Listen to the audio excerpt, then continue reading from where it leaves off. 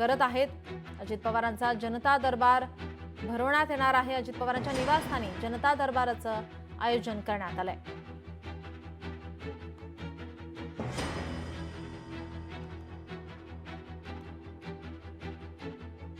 आपले प्रतिनिधी विकास कोकरे आपल्यासोबत फोन लाईन वरून जोडलेत। विकास, आपण पहाटेपासूनच पाहतोय अजित पवारांकडून कामाची पाहणी केली जाते, जनता दरबाराचं आयोजन करण्यात आलंय, काय अधिकची माहिती?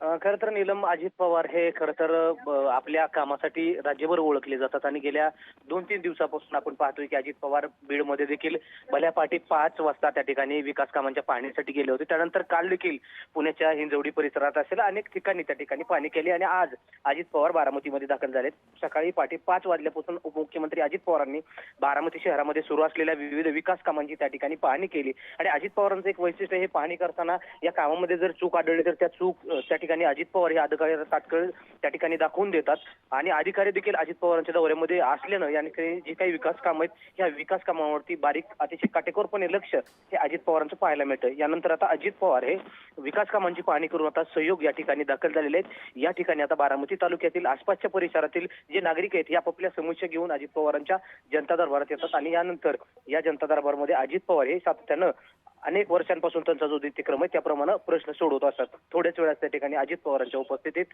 बारामती तालुक्यात अजित पवारांच्या सहयोग या निवासस्थानी त्या ठिकाणी जनता दरबार सुरू होणार आहे। जी, धन्यवाद विकास, आपण दिलेल्या सविस्तर माहितीसाठी।